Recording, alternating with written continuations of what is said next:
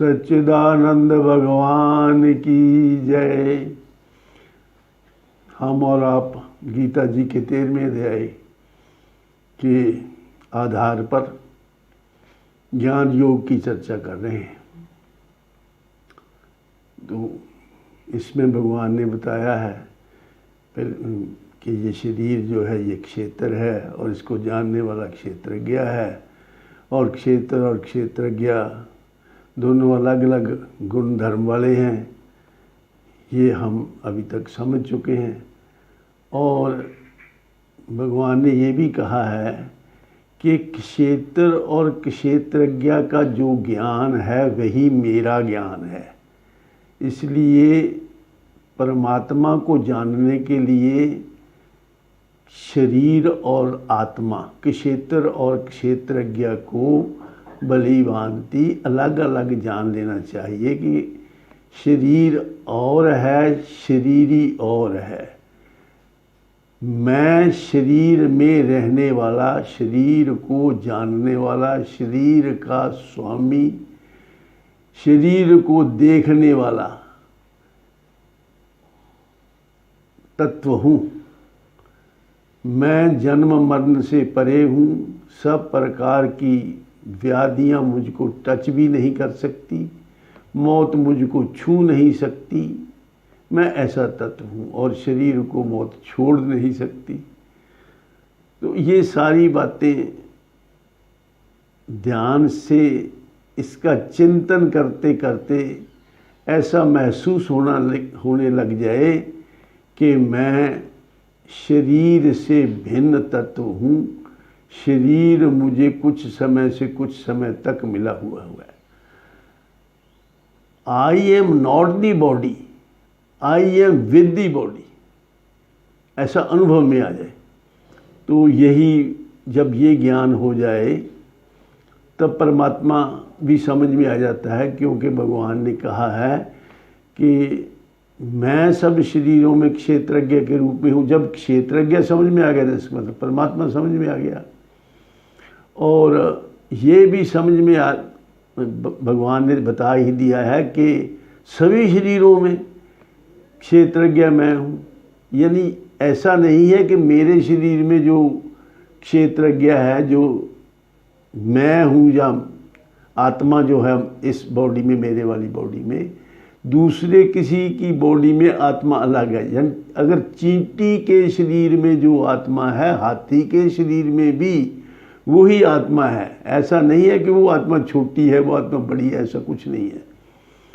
तो सारे शरीरों में एक ही आत्मा है। जैसे सारे कोई फूल हो, उनमें से धागे से हम माला परो लें तो फूल अलग अलग हो सकते हैं, धागा सब में एक है। और हर एक फूल में धागा अलग लगता है नहीं।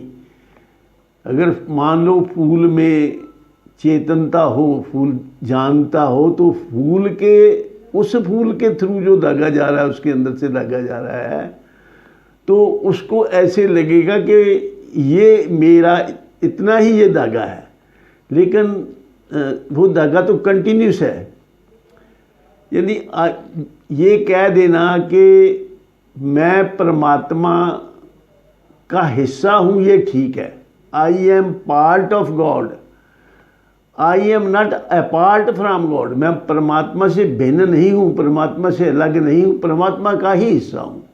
ये अपना सोचने का नज़रिया है। अगर आप आत्मा अपने शरीर में देखते हो तो उसके तो आत्मा है, वो चूँकि वो आत्मा सब जगह है, इसलिए परमात्मा भी आत्मा ही है। आत्मा का ही एक वर्षन परमात्मा है। इसलिए आत्मा और परमात्मा एक ही तत्व के दो नाम हैं। गुण धर्म दोनों के एक हैं। सच्चिदानंद है वो भी, क्योंकि भगवान ने स्वयं गीता जी के 10वें अध्याय के 20वें मंत्र में अपनी विभूतियों का जब वर्णन किया, जब अर्जुन ने पूछा कि मैं आपको किस किस रूप में याद करूं, तो भगवान ने कहा, सबसे पहले भगवान ने अपनी विभूति यही बताई, अहम आत्मा गुडाकेश सर्वभूताशयस्थिता अहम आदिश्चा मध्यम च भूता नामंत एव च। मैं सब शरीरों में आत्मा रूप से विद्यमान हूँ। तो इसका मतलब जो हमारा अपना आप है, जो आत्मा है, वही परमात्मा है। तो ये ऐसे सारी बातों को जानकर इन पर बार बार चिंतन करने से ये लगने लग जाता है कि मैं ही परमात्मा हूँ, अहम ब्रह्मस्मि का बोध हो जाता है। यही ज्ञान की सबसे अंतिम सीढ़ी है कि अपने आप को परमात्मा से अभिन्न मान लेना। तो आगे इसी अध्याय में भगवान बता रहे तीसरा मंत्र ने, तो क्षेत्रज्ञम चापि माम विद्धि सर्व क्षेत्रेषु भारत, क्षेत्र क्षेत्रज्ञ योर ज्ञानम यत्तज ज्ञानम मतम मम, तत्क्षेत्रम यच यादृक्च यद विकारी यतश्चत सा च यो यत प्रभावश्च तत्समासेन मे शृणु। ऋषिभिर्बहुधा गीतम छंदो विविधै पृथक् ब्रह्मसूत्र पदैश्चैव हेतुमद्भिर्विनिश्चित। महाभूतान्यहंकारो बुद्धिरव्यक्तमेव च इंद्रियाणि दशैकांच पंचचेन्द्रिय गोचरः। इच्छा द्वेष सुखम दुखम संघातश्चेतना धृति एतत् क्षेत्रम समासेन सविकारम उदाहृतम्। अमानित्वम् अदम्भित्वम् अहिंसा क्षान्तिरार्जवम् आचार्योपासनम शौचम स्थैर्यम् आत्म विनिग्रह। इंद्रियार्थेषु वैराग्यम् अनहंकार एव च जन्म मृत्यु जरा व्याधि दुख दोषानुदर्शनम्। असक्तिरन विषभंग पुत्रदार गृहादिषु नित्यं च संचित तत्वम् इष्टानिष्टोपपत्तिषु। मयि चानन्य योगेन भक्तिरव्याभिचारिणी विविक्त देश सेवित्व मर्त्यजन संसदी। ये 10वां मंत्र है। तो ये मैंने 3 से 9 तक मंत्र पढ़े। 10वें मंत्र का थोड़ा डिटेल में अर्थ करते हैं। मयि चानन्य योगेन भक्तिरव्याभिचारिणी विविक्त देश सेवित्व मर्त्यजन संसदी। भगवान कहते हैं कि मुझ में जो तुम्हारी भक्ति है वो अव्यभिचारिणी भक्ति और अनन्य भक्ति होनी चाहिए। यानी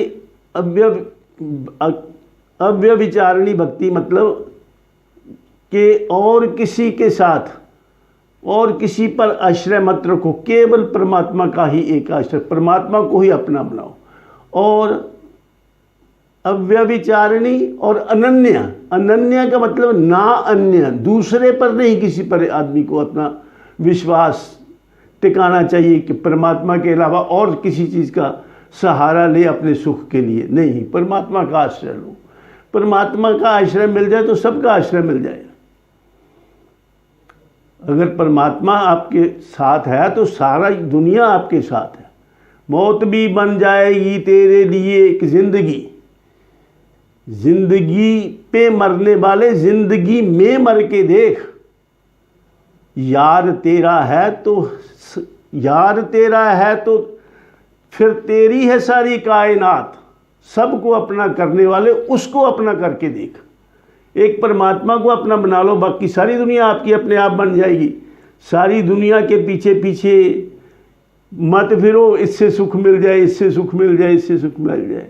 एक को अपना बना लो तो सभी आपके अपने बन जाएंगे। इसीलिए कहा यार तेरा है फिर तेरी है सारी कायनात। सबको अपना करने वाले उसको अपना करके देख। इन्हीं शब्दों के साथ मैं अपनी वाणी को विराम देता हूँ और आप सबके कल्याण की कामना करता हूँ।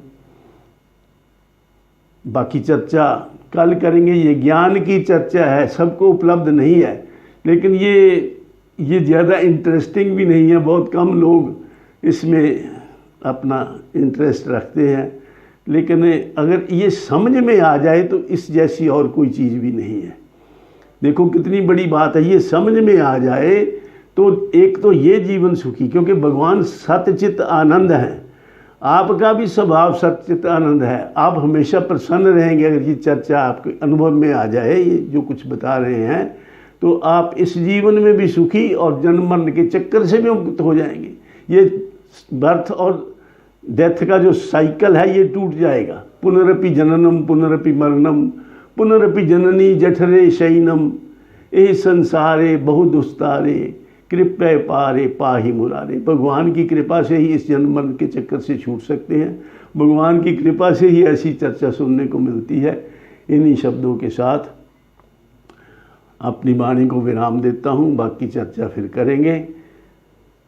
सर्वे भवन्तु सुखिनः, सर्वे सन्तु निरामया, सर्वे भद्राणि पश्यन्तु, मा कश्चित् दुःखभाग् भवेत्। ओम शांति शांति शांति ही।